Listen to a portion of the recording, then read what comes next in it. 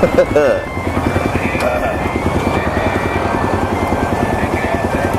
kita udah sampai Lombok. Semalam kita nyebrang menggunakan kapal feri. Jam berapa ya tadi malam, Bud? Jam 3 sampai sini baru udah jam setengah 9. Sekarang jam 9. 9 waktu sini. Setengah 9. Butuh waktu 4 jam untuk sampai sini. Nah, kita dapat kamar yang nyewa sama anak buah kapal. Harganya untuk bertiga 200.000, lumayan murah sebenarnya sih. Karena sebelumnya kalau di kapal seperti itu, saya pernah di PLN itu satu orang 200.000. Berdua sama istri saya 400.000-an. Bawa, Pak? Iya, Pak. 1 jam. Ke Rinjani berapa jam, Pak? Wah, di Rinjani 8 jam dari kaki gunungnya. Oh, nggak naik sih. Ke Sembalun bisa naik motor, Pak? Sembalun 1 jam, Pak. Oh iya, oke. Bang, jaketnya, Pak. Wah, iya. Masih.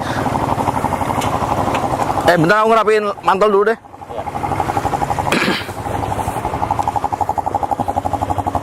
Kayangan Lombok, Mataram, Lembar 96 kilo. Mataram Lembar Kayangan, Pelabuhan Anak 90 kilo. 36, Pak. Jauh juga ya ternyata ya. Tak pikir cuman 40-60 gitu.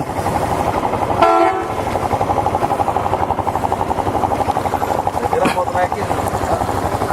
Sampai Sembalun aja. Sembalun aja paling, Pak.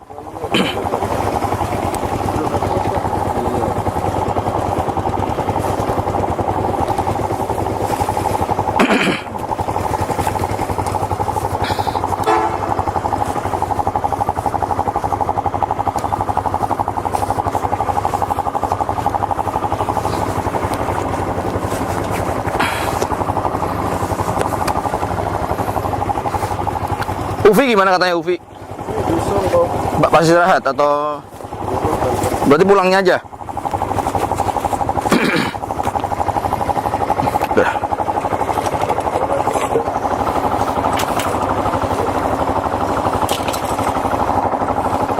Kan yang kecil-kecil ini yang buat mandi-mandi itu ada sekitar 4 kilo sebelah kiri jalan.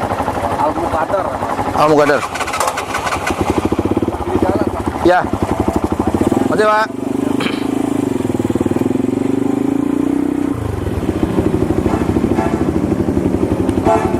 Oh, mana Mas KTP? Langsung, Pak. Oh, ke sana. Oh, langsung. Tak pikir ngecek KTP. Masih.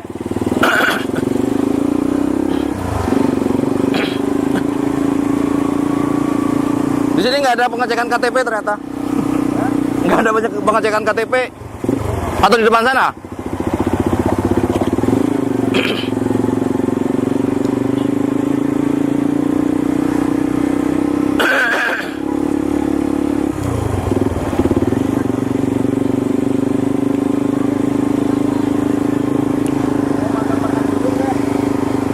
Ya wes, oke. Di luar aja lah, jangan di sini. Nah.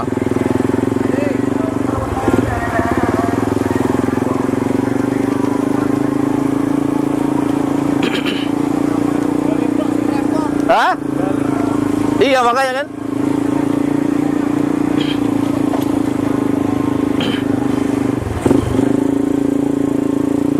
Ya itu tadi di pelabuhan tadi di pintu keluar sepertinya ada 2 orang TNI sama satpam setempat. Saya pikir mau ngecek KTP, ternyata memang nggak ada pengecekan KTP di sini. Hanya masuk Bali yang ribet. Saya nggak tahu kenapa, mungkin sejak kejadian dulu ada bom Bali itu. Jadi semua orang yang masuk dicek identitasnya.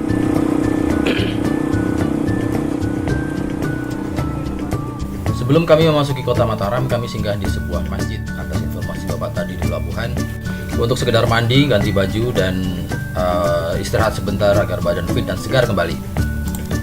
Setelah itu, kami pun menuju kota Mataram untuk mencari sarapan. Tapi memang tidak banyak pilihan tempat makan di rute yang kami lewati. Dan akhirnya kami parkir ke sebuah warung soto Lamongan ya jauh-jauh ke Mataram, cuman makannya soto Lamongan memang agak aneh sih. Dan singkat cerita, setelah sarapan kami tancap gas menuju ke Sembalun.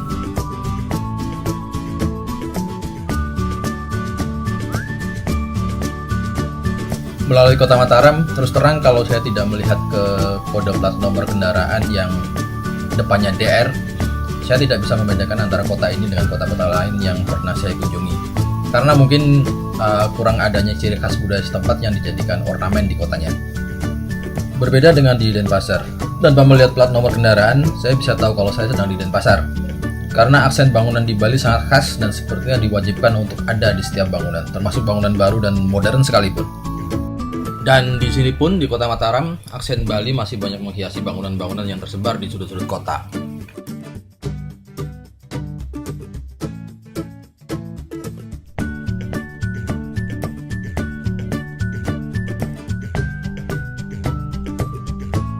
Nah, salah satu bangunan yang ikonik di kota Mataram ini adalah Masjid Islamic Center yang kami lewati tanpa sengaja. Dan akhirnya kami pun menepi dan seperti biasa melakukan sesi foto-foto di halaman masjid yang masih terdapat sisa-sisa material bangunan. Menara masjid ini sangat tinggi, sehingga ketika saya ingin memotretnya dengan foreground motor saya harus mengambil jarak yang agak jauh ke belakang agar seluruh tinggi menara tersebut masuk ke frame.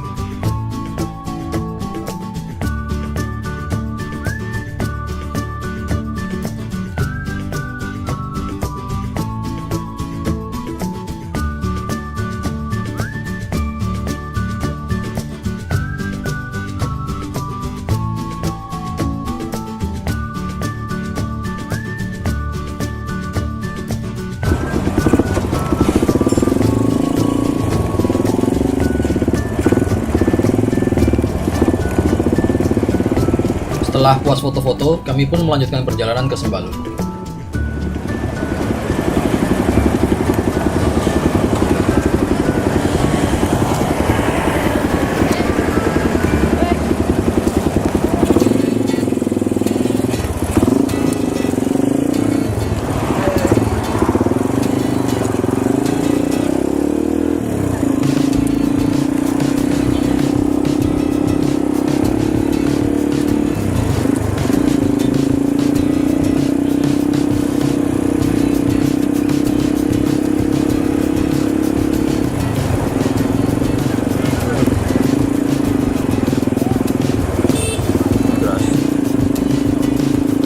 Kantor imigrasi, parkirannya luas banget.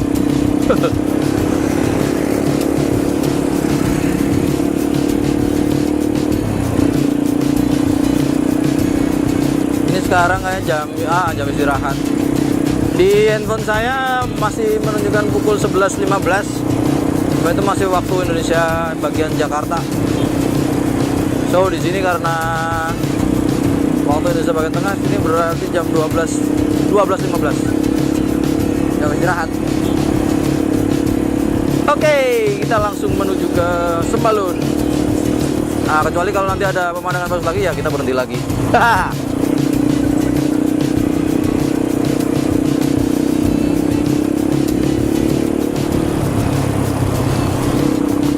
Kayaknya masih mau berhenti lagi karena nanti kita menyusuri sepanjang pantai.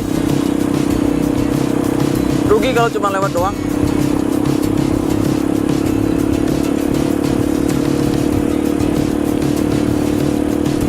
Walaupun sebenarnya kalau dilihat antara pantai menuju ke Singaraja dengan pantai di sini menuju Sembalun, sama-sama pantai utara Bali dan Lombok, sekilas sebenarnya sih nggak ada bedanya. Kita nggak bisa bedain mana yang di Lombok, mana yang di Bali.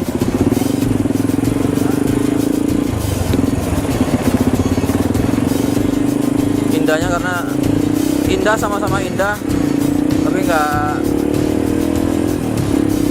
jelas nggak bisa bedain mana yang Lombok, mana yang Bali. Sate Bulayak.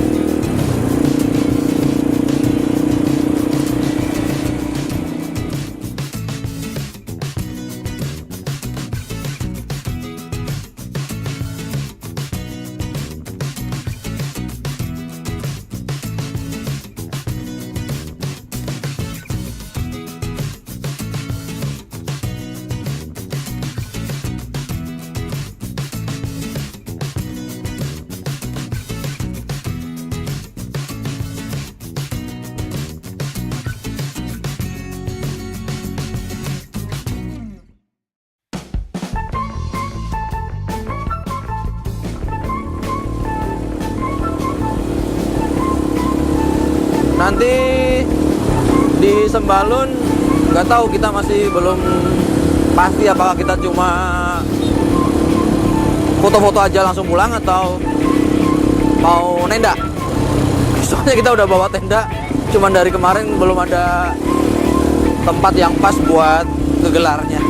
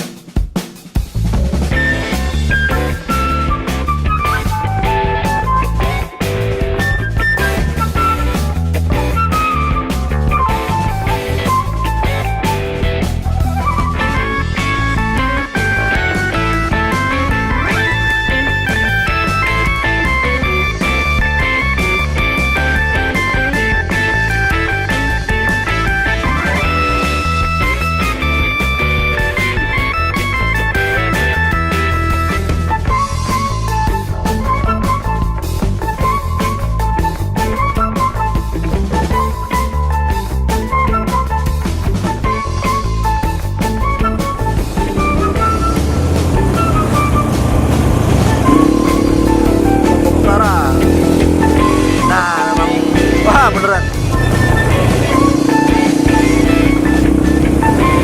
Wah, beneran tebing. Mantap. Dan selalu ada monyet.